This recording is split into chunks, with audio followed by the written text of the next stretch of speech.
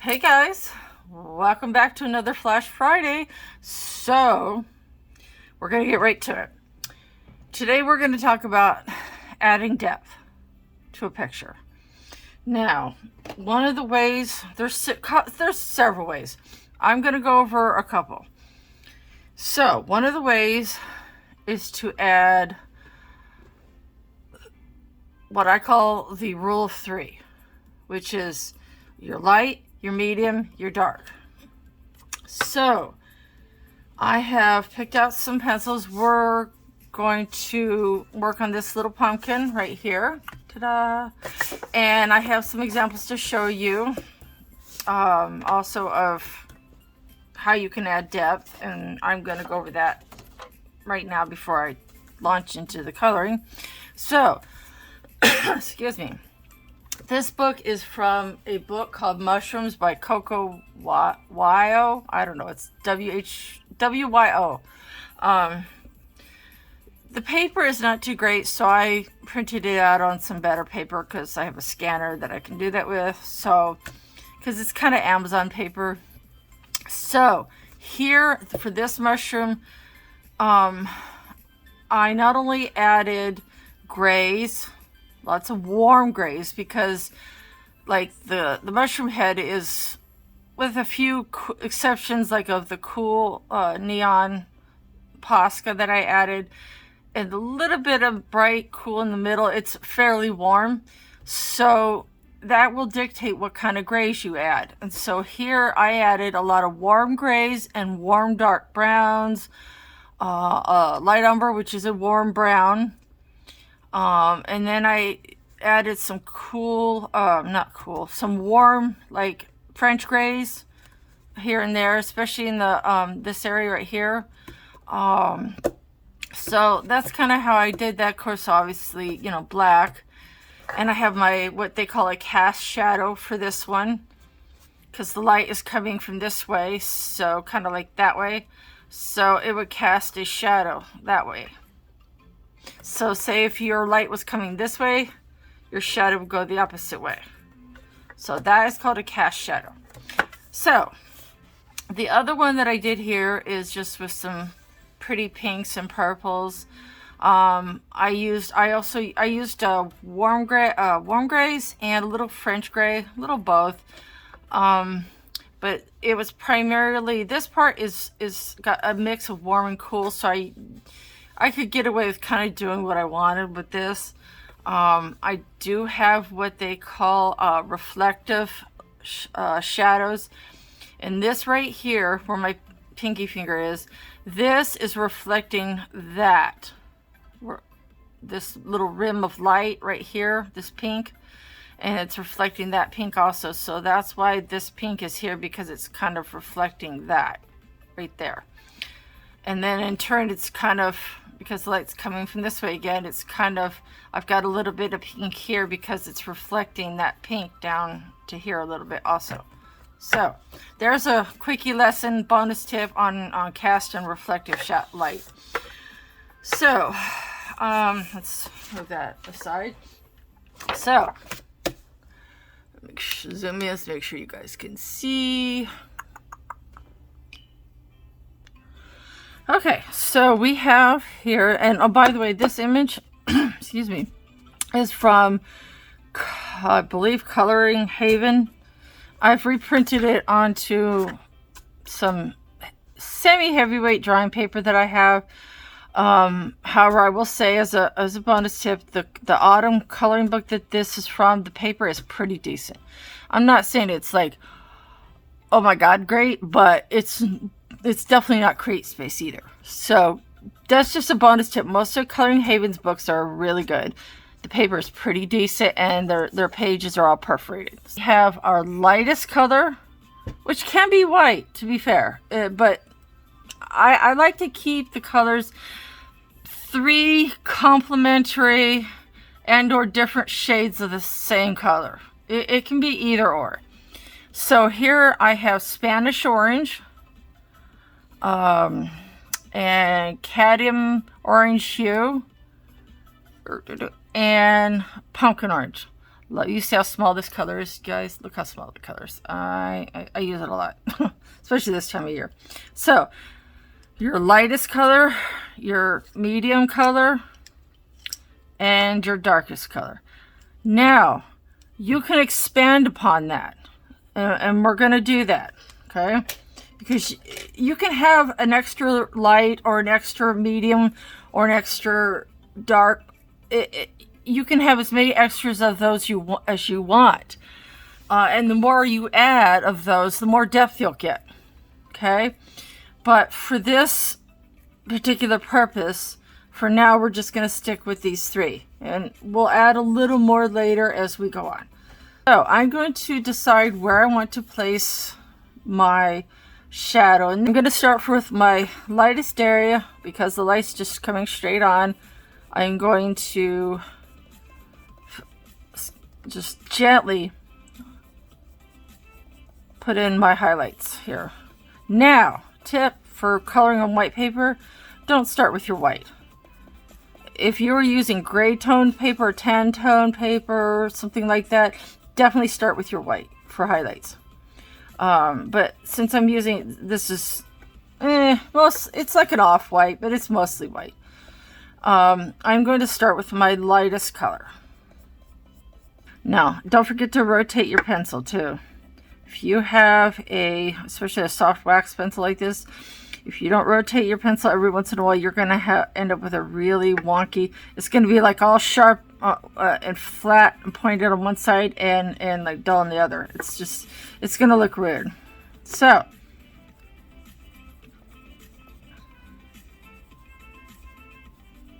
okay, now that I've laid that down, I'm going to go in with my medium.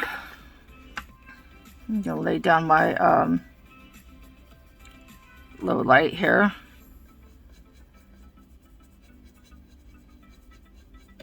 I love this color so much. It's so pretty.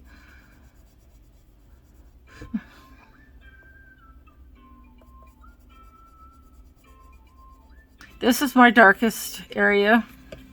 Going out into the mid-tone area some. And maybe just touching the lightest area, the edge of it. But not really going too far in. Be careful I don't get my little vine. Oh, and there's a little back area. I hate missing bits. I don't know about you guys, but little bits like that, I hate missing bits. Especially when you're done or you've posted a video or whatever and you're like, and you see it, you don't see it until you're watching it back on YouTube and you're like, oh man. Yeah, anyway.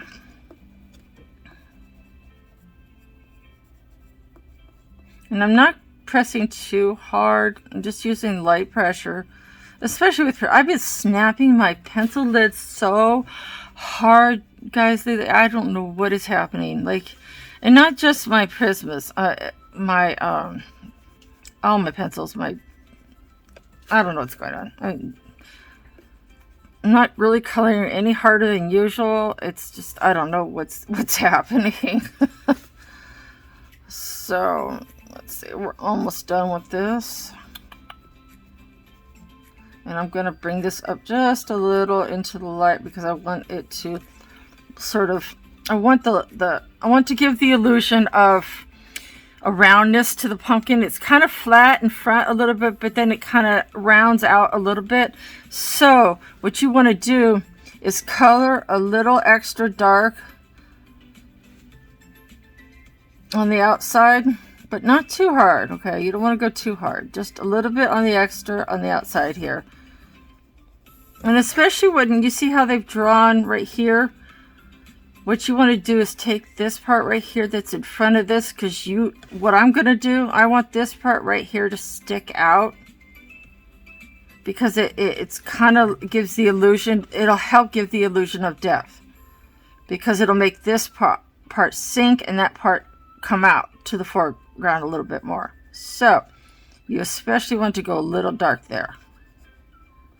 And when I go to this part, I will go lighter. Sorry. All right.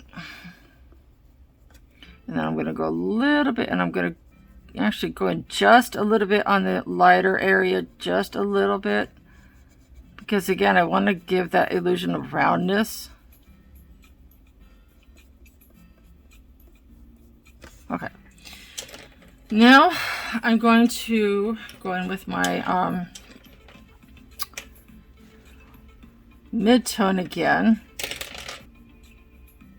Or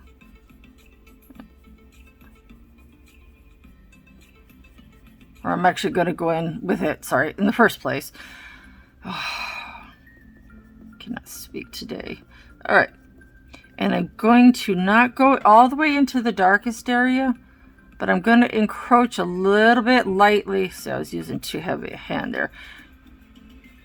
It helps to hold your pencil a little farther back instead of holding it like, sometimes you have to hold it like this because you're doing such a tiny space, you just kind of have to. But if you can help it, don't choke it unless you really need to color with a great deal of precision. Like say if I was coloring back here, you want to kind of hold it a little further back. Okay, so and in this case I can't really hold it all the way back because I need a little bit more control. I need more control than I would have if I colored it held it that far back. So and I'm gonna go into the darkest areas just on the outer edge, in the places where I want the shadows to be the deepest.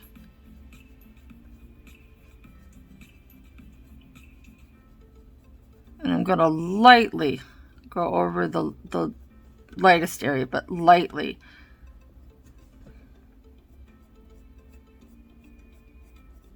And here I'm not pushing hard at all. And I have my pencil held as far back as I can and still like maintain control. And you want to do this really lightly. Really lightly when you go into this part. This is how you're going to get that depth. I'm not pushing hard at all here. I'm going into the darkest areas. I decided to go ahead and do that here, but I'm going very lightly, not as hard as I did on the outside edge. And here I'm not going to go in so far to the lightest area as I did out in the outer edges, because I want this center part to be a lot brighter. So I hope that makes sense. And here's another spot that could stick out, like right here. So I'm not going to color that part at all. I'm going to just go into there.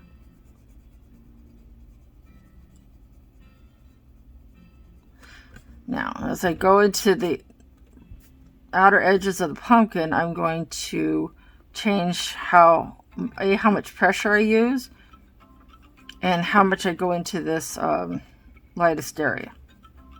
That will also help you give depth. And here's another area that could stand out a little bit, so I'm not going to color that part with this mid-tone.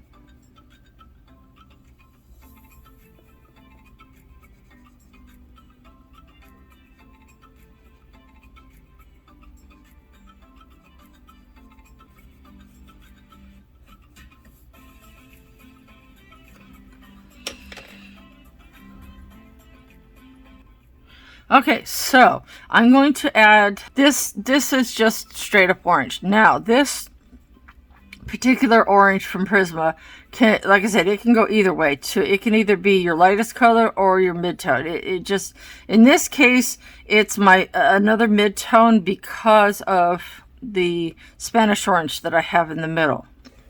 Okay, so what I'm going to do now is go over this with light pressure. I'm going to go over these areas right here that I want to sort of highlight a little bit so that they'll pop out.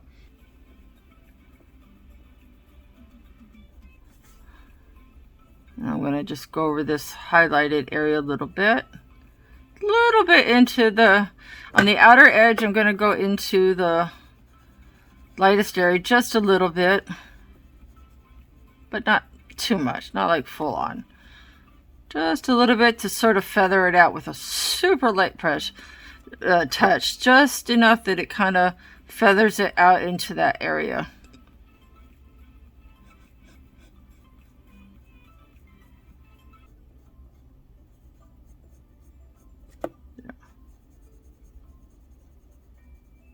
Very, very, very light touch. All right, now I'm going to add in, for my lightest shade, I'm going to add in another color, Sunburst Yellow. This is what I'm kind of showing you guys how you can start with your 3 basic colors, your light, your medium, dark, and you can just add in another light or another dark or another mid-tone, depending on how, you know, how your picture is progressing, you know.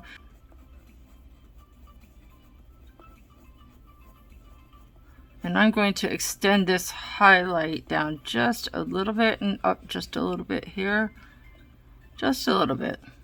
It kind of blends it out a little bit. I'm using even though I'm holding it fairly close, I'm also using very light pressure. This is such a lovely fall color. I'm not really going into the darkest area too much, just the mid-tone area.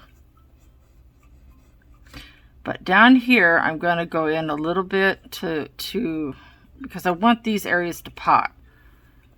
So in the areas that I want to fade back, I'm not going to touch it with the lightest color at all. The areas that kind of have some light, I'm going to hit them up, sort of. And then the areas that have the most light, I'm going to hit up the most with the lightest color. Like, I hope I'm making sense. I just have to keep practicing.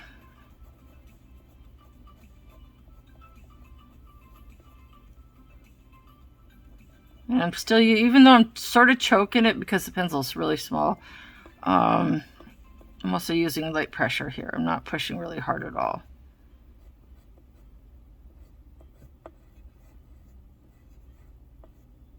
Just trying to basically extend these highlights out a little bit.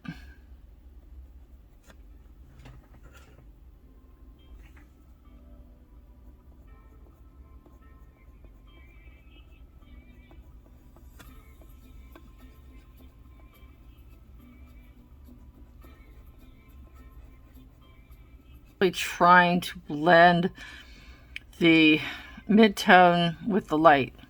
That's why I'm using this added light color, because it's, even though it's lighter, it's still not as light as this Spanish orange. So, but they're similar enough that it will add some depth.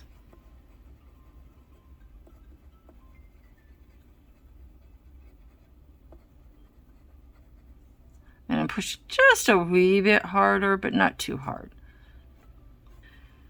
What I'm going to do here is add in another darker color. So what I have for here is a couple of ways that you can add more depth. I have a 70% French gray and a dark brown. Now, the thing with adding a gray for depth is you have to pick the right kind of gray. If, for example, you had a picture, here, I'll show you. I'll go back to this.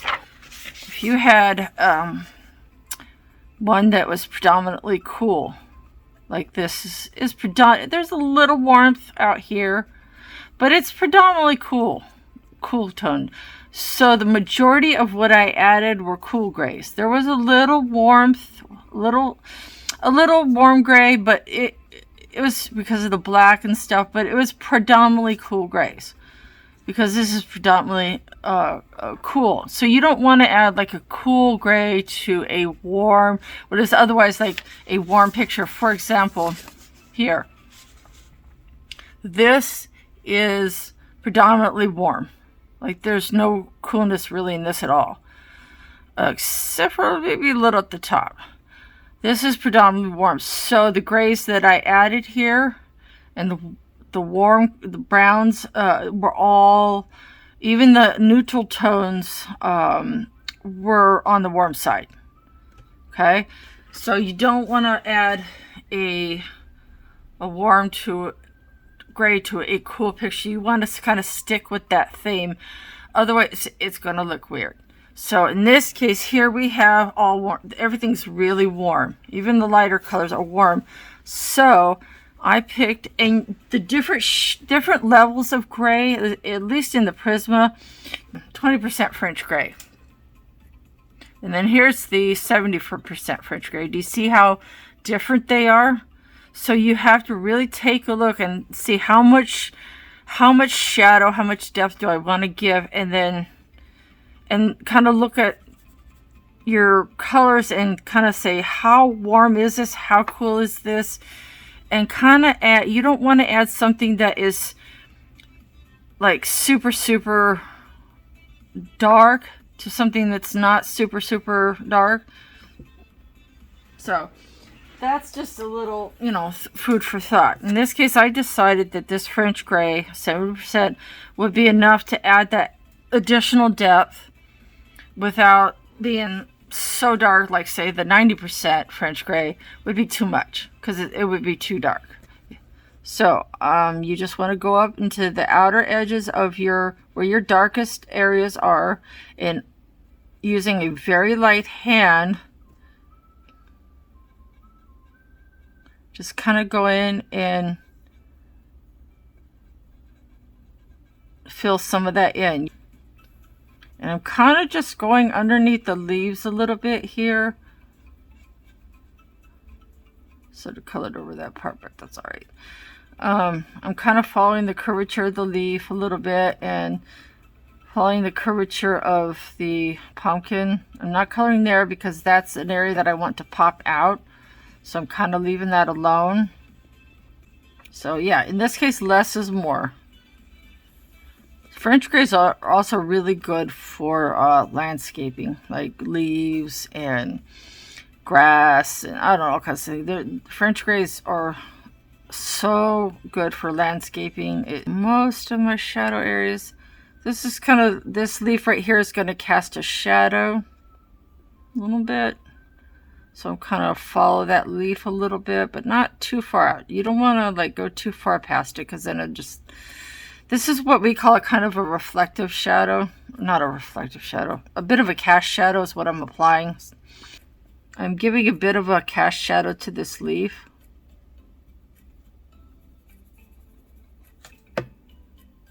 And here I'm just kind of making it a little bit dark.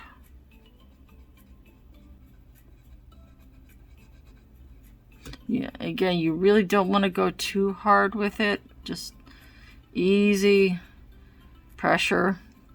And these two areas are going to kind of stand out, so I'm going to ignore them with the gray.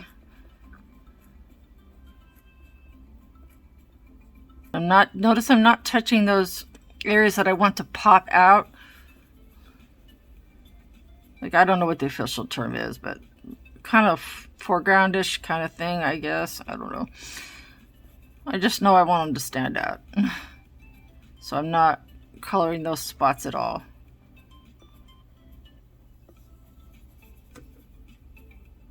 I'm going to give a little bit on the lines, maybe. Just a little bit right here. Okay, now look at that. Look at that. See what I mean? You see what I'm talking about? That's what I'm telling you. You have to pick the right kind of gray. Give it a lot of thought, because if you don't, you can really mess up your picture. I'm going to go in with some burnt ochre, which is kind of a mid-tone. But what I want to do is I want to add a little more warmth. I mean, it's already warm, but I want to warm it up some more. And instead of adding more of that pumpkin orange, which is my darkest color, I want to warm this area that I hit with the French gray. I want to warm that back up a little bit. I mean, it's still warm because I picked a French gray, but I want to bring back some of that orange color. It's really important when you're adding depth like this way, is when you use the gray, is to go back in with a mid to dark tone and go back over it and blend it out. You don't want to just like leave it sit there most of the time, or it's just going to look, you know, weird. It won't look natural. And I'm using a fairly light hand, but I'm kind of going over that gray a little bit just to blend it out and give it that, bring back that orangey color. Because this is where with grays, that's where the magic happens. Is once you lay them down and then you cover them up and blend them out with something else, even if you were using a like a poly pencil, it would still work, although not quite as well, but it would still work. And also when I go in to add the pumpkin orange and the mid-tone, that these highlighted areas are going to stand out even more.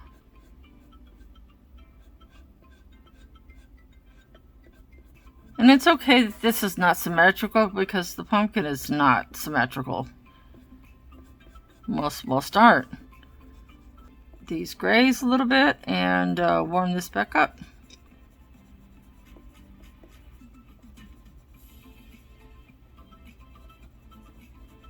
It's bright but warm. I don't know if that makes any sense.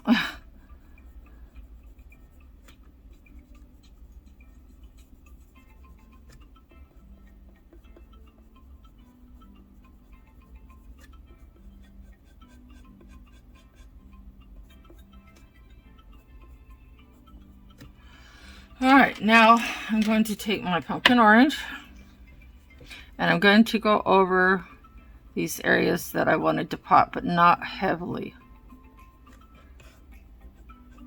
Just a little bit, and I didn't put any gray there.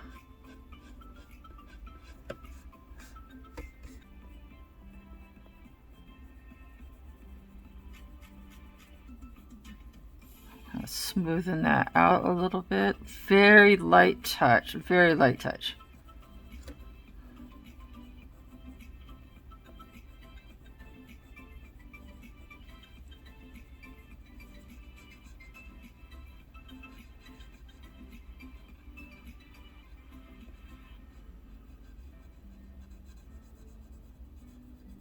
If you are enjoying this video, I really hope that you would share and like and subscribe if you haven't.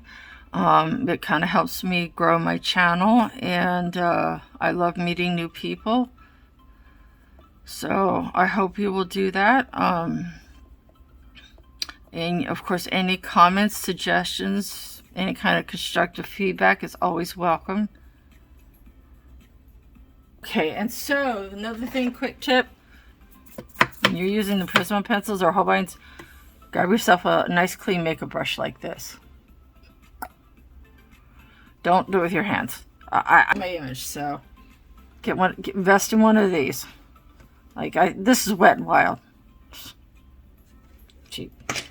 Oh.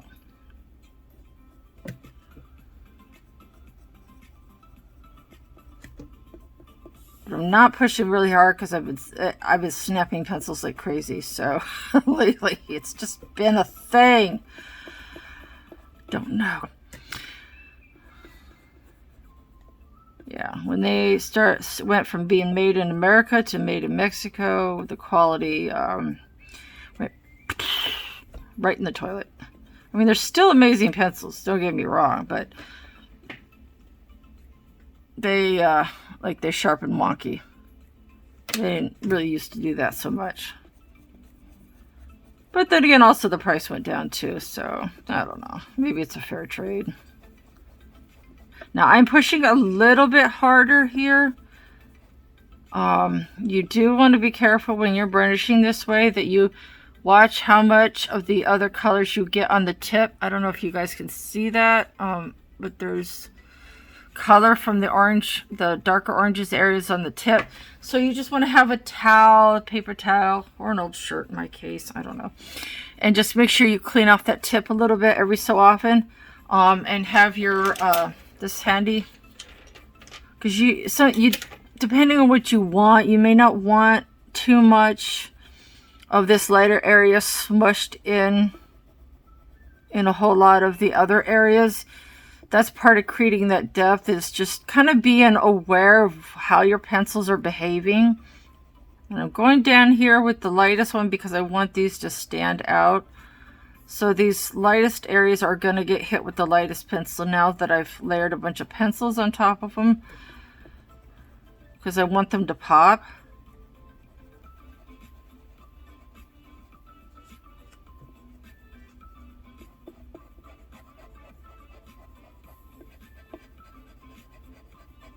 Now, another thing you could do too, if you really wanted to add even more depth, is to grab your black. Just a little though, I swear, like just a little. In the super darkest areas, just a little.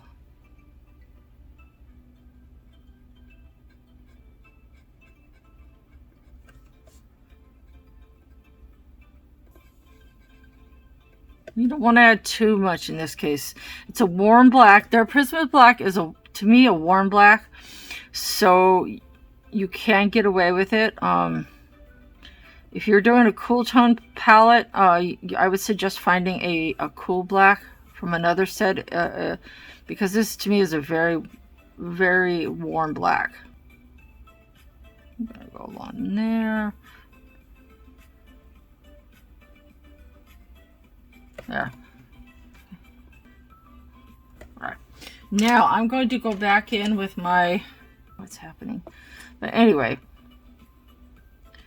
now if you want to blend out or smush a darker area, I want to sharpen that. And you don't want to necessarily you want to confine your light color to in this case to the center mostly. Then grab your mid-tone or another mid-tone. I was like, what is happening? Yeah. And because I especially used a little black, I don't want that black to travel via the tip of my pencil to the lighter areas, which is exactly what it would do.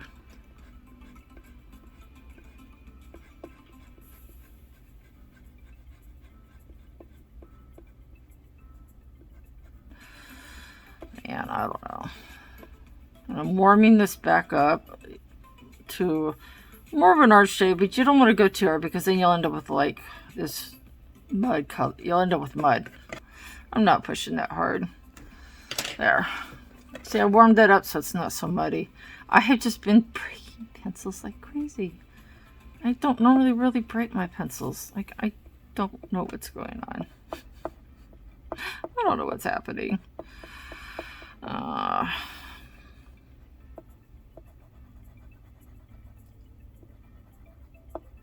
mean, I am pushing a little bit hard here because I have to.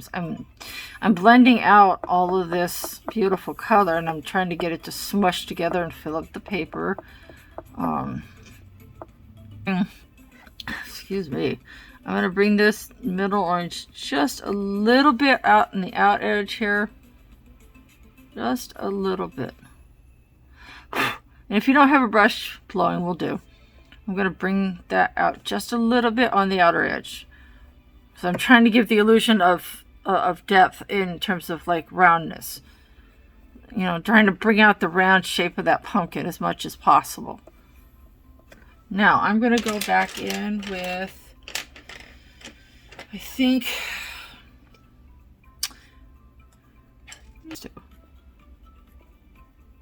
so I want to, it's a touch brighter than the middle orange.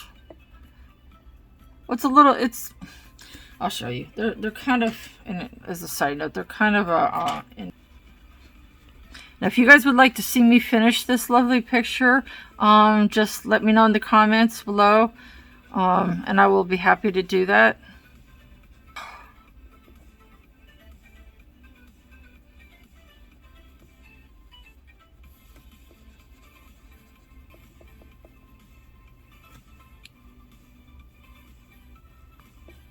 Let me know if you guys like it too. It's hard to find good royalty-free background music. I kind of like this. And as I go up into the lighter area, I'm kind of feathering my touch so that it's super light at the edges of that highlighted area. That way it kind of blends it in a little bit. Kind of using like a flicking motion.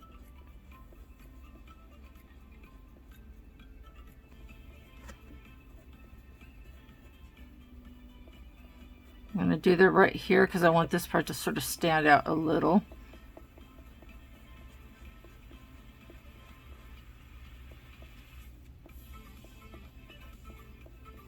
So you want to start at the bottom and just kind of gently flick, like you're doing hair almost.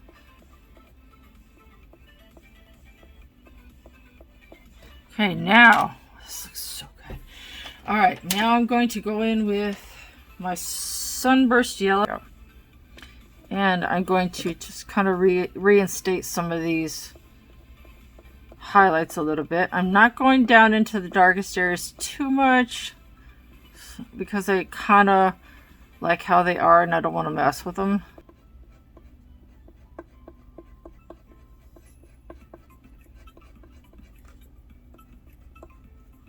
And check how dirty your tip is too. Even though I'm basically just sort of smushing everything together, you really do need to be careful where you put your lightest and darkest colors, because you can really change. You can still change the outcome of the picture if you're not careful to something you may not want.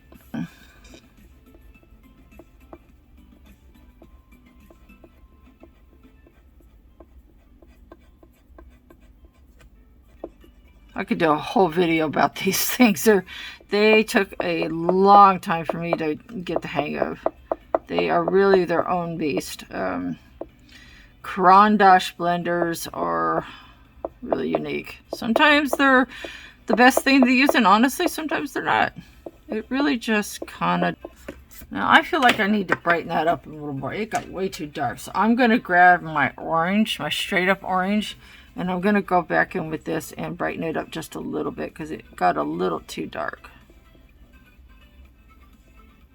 Just a little. I feel like it just got a little bit too dark.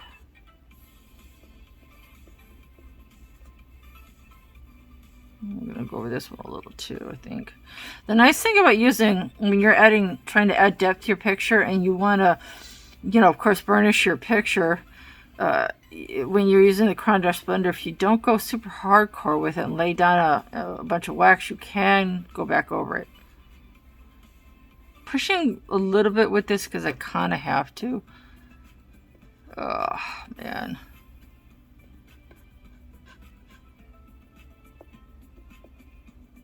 If you find that your Caran d'Ache blender stripped a little too much, just lightly go back in it with a lighter color in, like I'm doing right here. But I'm still keeping these areas light because I want them to pop.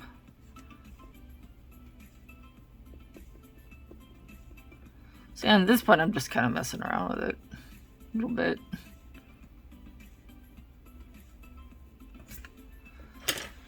Alright, let's find my darker color because I need to add that.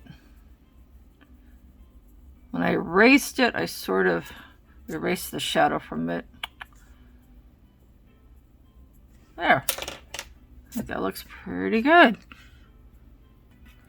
Okay, so if you want to add a little more lightness into your highlighted areas that you want to really stand out, another way is to add in a super light color that is still a complementary color. And this is Creme.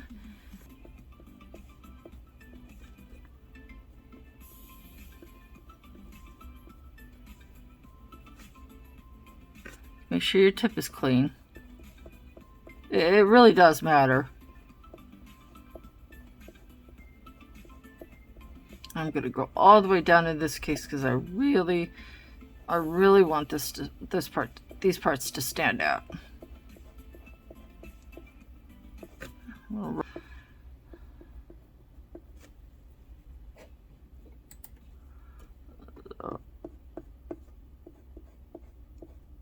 adding some yellow to this or this kind of that orangey area because it's, I think, a little too, it needs to be highlighted a little more, and just piling more orange onto it is not really cutting it.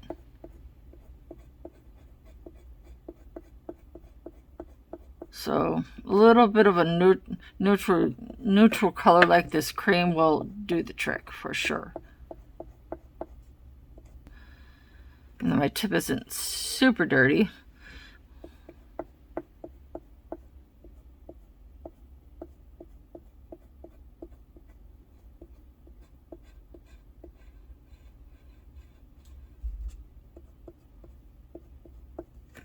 Okay.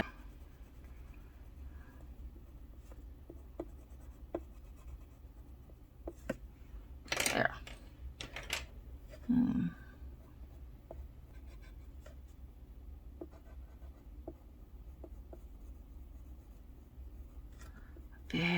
Barely. Because I'm just trying to sort of blend all that in. There you go, guys. Oops. Okay. One last way that you can add depth to your picture is via like a paint pen or a Posca pen. Do have to be careful because especially the Poscas can explode. So in this case, I'm going to use a paint pen from Fly something or other. I don't know. Fly-C. I could not read the word, sorry. Fly-C. It's just one of those, you know, Chinese knockoff brands, but they're actually pretty good pens. And you want to just take your area you want it to be highlighted the most. Oh, one thing too, always test out your paint pen on like a scrap of paper. To basically, here, I'll show you. Just kind of push like that until you see the ink starting to do it, because that way if you push too hard you get a bunch of ink. And this one's being stubborn. There we go. You can start to flow. You want to get that nib sort of saturated, basically. There we go.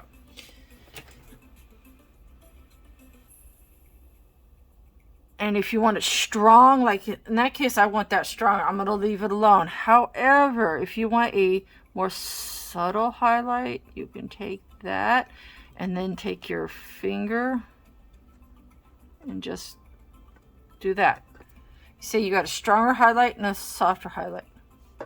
That is another way to add depth and to make certain areas pop a little more than others.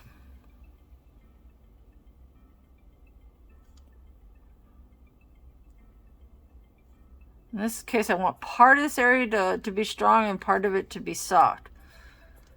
And so I'm going to go over this area and just gently wipe some of it off.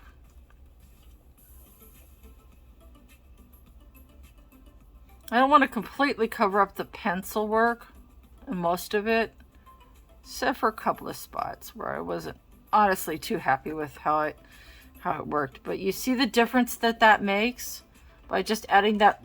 And you don't have to add white Posca. You can add color. It just depends on what you're coloring. In this case, I knew that this like light orange, peachy kind of thing would go really well with that. But you see how much of a difference that made? It really made it pop, didn't it? So that is the last way that I'm going to show you today. This is how you can add depth. You got to pay attention to where you put your shadows and your highlights. You can use different kinds of gray, black, and just different shades of a similar color, like had the different shades of the orange, but all still in the same like warm palette.